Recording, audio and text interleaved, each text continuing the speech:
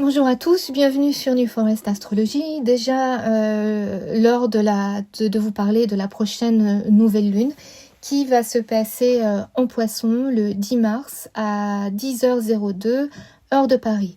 Alors, on a les deux luminaires, le Soleil et la Lune, à 20 degrés en Poisson, sur le troisième décan, donc de ce signe d'eau qui est régi par Neptune. Alors je vous rappelle que la nouvelle lune, c'est un moment astronomiquement où le soleil et la lune se retrouvent sur le même point. Donc c'est un moment d'obscurité qui nous propose de faire une pause et de réfléchir à l'étape suivante en fait. C'est le moment qui démarre le mois en fait, véritablement. Donc qui vient donner la couleur du mois à venir et puis aussi des 6 prochains mois jusqu'à la pleine lune qui aura lieu à l'autre bout de l'axe et cette pleine lune elle aura lieu d'ailleurs le 18 septembre et puis je viens de voir que aussi ce sera une éclipse. Donc en fait, une éclipse, c'est un moment où on ferme un chapitre, c'est la fin de quelque chose, ça marque la clôture de quelque chose dans nos vies. Donc cette nouvelle lune, elle est assez importante parce qu'en fait, je pense qu'elle met en place une suite d'événements, en fait, en marche, une espèce de chaîne de cause et d'effet où pour laquelle on aura toute la visibilité en automne, donc au mois de septembre. Donc on va voir ce que cette nouvelle lune nous raconte un petit peu. Et puis, je vous parle un peu du poisson avant de commencer. C'est un signe d'eau. Et c'est le 12e signe sur la roue zodiacale. Donc en fait, le poisson contient tous les autres signes de la roue à l'intérieur. C'est un signe qui est connecté, qui est empathique, qui est sensible. On a un peu du mal avec les limites en poisson parce que imaginez un peu quand on est dans l'eau, dans un bain, dans l'océan, dans la mer, on ne peut pas distinguer entre une goutte et l'autre. On a une sensation de totalité, on est en pleine immersion, je ne sais pas si on dit comme ça. En tout cas, on peut pas placer de limite en fait. Donc ça peut être, il y a un peu de la confusion, il y a un manque de clarté, ça peut être aussi, on peut se sentir dépassé, submergé, voilà. Neptune est la planète maîtresse du poisson et Neptune, c'est une planète qui représente tout ce qui est irréel, imaginaire, et c'est une planète qui contribue à la dissolution justement des limites, des frontières. Donc vraiment c'est un signe dans lequel on s'étale en fait. Et les poissons sont d'ailleurs en général des gens, pas forcément vous avez peut-être le soleil, mais aussi si vous avez beaucoup de planètes, ça va être un point de toute façon du thème où on va ressentir de la compassion à l'égard des autres, où on aura une tendance artistique, une tendance à la rêverie. Et puis, du coup, ça va être aussi un point sur le thème où parfois on va avoir besoin de se confronter à la réalité, justement pour pouvoir manifester tous ces rêves, pour pouvoir féconder toutes les choses qu'on arrive à envisionner ici. Et ça tombe bien dans un sens, parce que je dis ça dans un sens, parce qu'il y a toujours deux côtés de la pièce. Manifester, c'est le travail de Saturne, et Saturne est en Poisson pour encore une année à peu près, un peu plus. Et Saturne matérialise, mais aussi Saturne, c'est la planète qui vient poser des limites. Alors Saturne, elle a un peu du mal en Poisson, mais pour vous donner une image, c'est un barrage en fait, hein, Saturne. C'est Saturne en Poisson, voilà, on vient construire un barrage pour pouvoir essayer de contenir un peu le flot de ce qui se passe et éviter les inondations. En tout cas, ce qui se trouve là sur votre carte, sur votre thème, va être sujet à toutes ces tendances, et puis la nouvelle lune va nous donner une opportunité de travailler en fait ce point. La nouvelle lune du 10 mars aussi là va donc impacter influencer tous les troisièmes décans des autres signes d'eau, c'est-à-dire Cancer et Poisson, qui vont se retrouver pris dans la dynamique. Alors c'est pour ça, regardez si vous pouvez les maisons, parce que les 3 maisons qui seront représentées par la fin de ces 3 signes, Poisson, Cancer, Scorpion, vont faire partie un peu là de ce qui se joue sur cette nouvelle lune.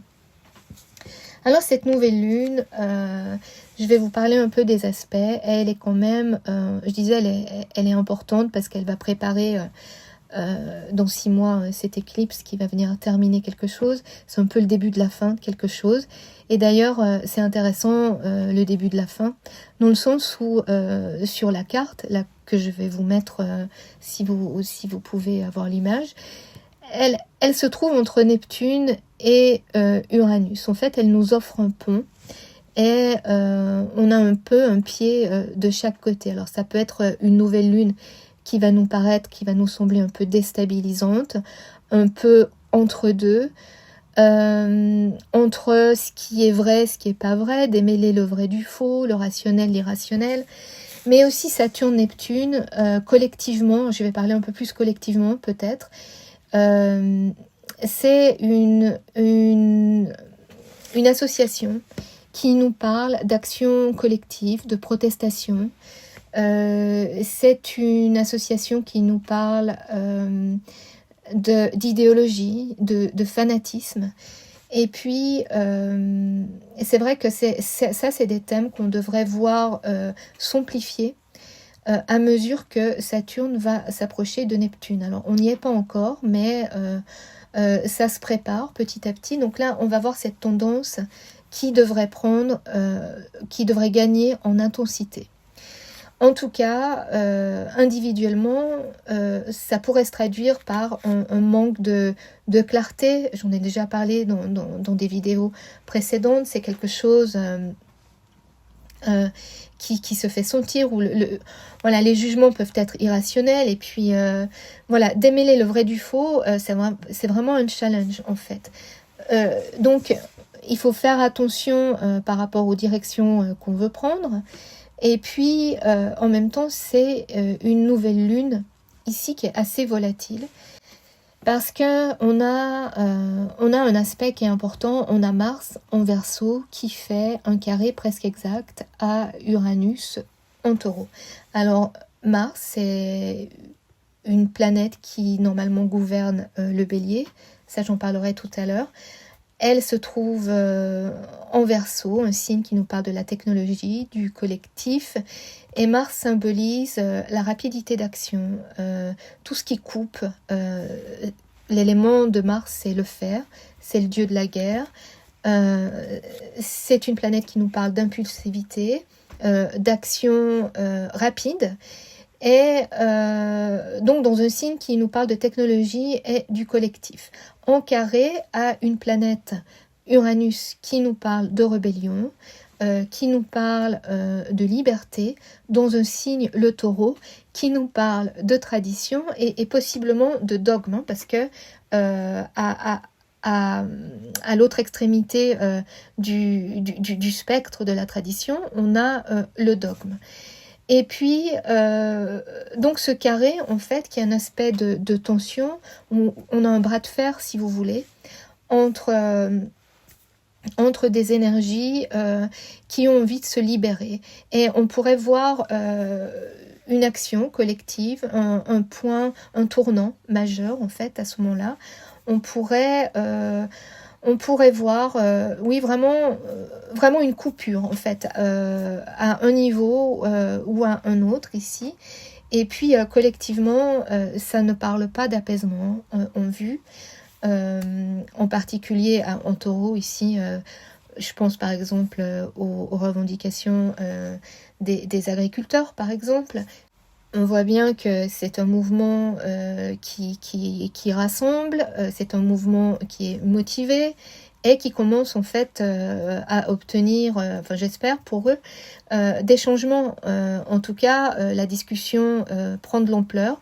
Jupiter qui se rapproche d'Uranus, à mon avis, c'est une indication que c'est le début, hein, et que des changements devraient s'opérer.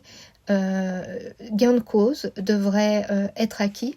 En tout cas, alors je ne sais pas dans quelle étendue, hein, mais en tout cas, au niveau individuel, alors ce sera peut-être pas, on va peut-être pas tous prendre nos bâtons pour descendre dans la rue, mais ça pourrait être des choses, puisque je vous parlais du Verseau, de la technologie, et ben peut-être on aura envie de signer des pétitions, de rejoindre un parti, de faire de l'activisme sous une forme ou sous une autre. En tout cas, ce carré Mars-Uranus, il y a une idée de taper le poing sur la table et de faire valoir ses droits ou de se battre pour les choses, les idéaux auxquels on croit. Et puis, ce qui me fait dire ça aussi, en tout cas sur cette carte, ce qui indique un mouvement dans cette direction, c'est que le même jour, le jour de la nouvelle lune, on a Mercure qui rentre en Bélier. Alors Mercure, c'est le messager des dieux, c'est la planète de la communication, c'est la façon dont on s'exprime, dont on communique. Et là, elle rentre en Bélier, qui est le signe qui est normalement régi par Mars, d'accord? Donc en fait, Mercure, là, il vient se mettre au service de Mars et il va se faire assertif, il va se faire entendre, il va élever la voix en Bélier. Et donc les revendications devraient atteindre un niveau sonore un peu plus élevé, on va dire. En Bélier, on n'a pas la crainte de la confrontation. Et en tout cas, si à l'inverse, c'est justement le point qui fait souffrir, oser s'exprimer, on a le nœud nord et Chiron qui sont presque en conjonction. Et du coup, là, on a une opportunité, en fait, d'avoir le courage d'exprimer ses opinions, même si ça veut dire qu'on va pas être aimé pour nos opinions, ou on pourrait être rejeté, ou on pourrait être critiqué.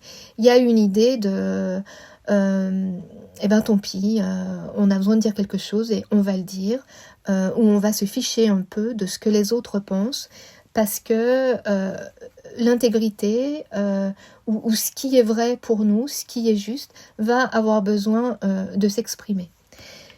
Donc voilà, c'est une nouvelle lune de revendication encore.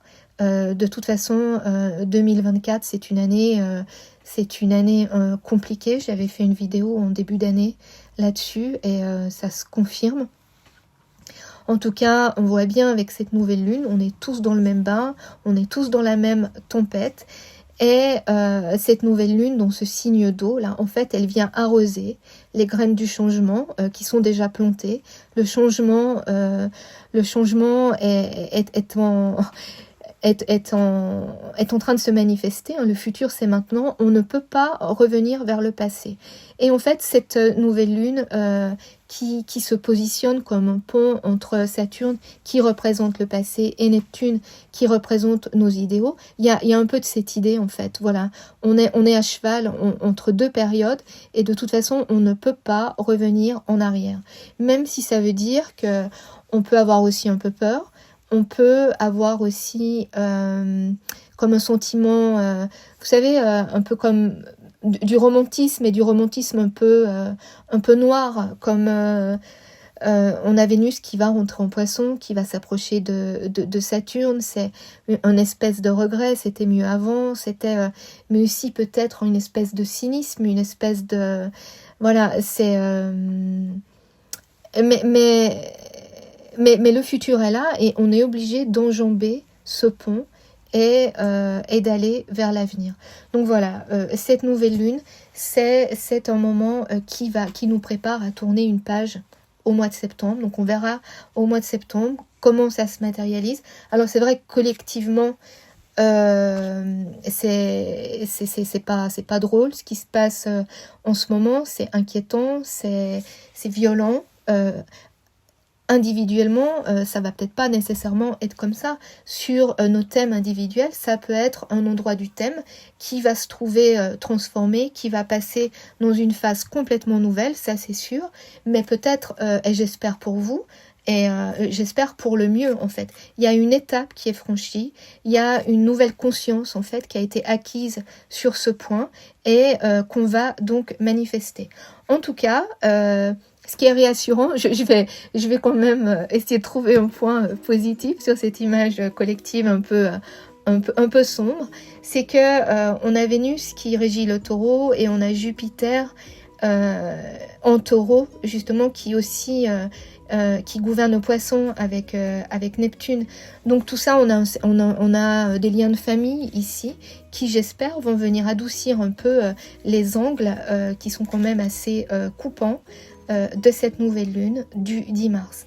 En tout cas, voilà, c'est une nouvelle lune qui nous offre un pont avec un avant et un après, et je vous souhaite du fond du cœur que votre après soit encore mieux que votre avant, et puis d'y aller avec la foi, avec l'espoir, qui sont aussi des qualités du poisson.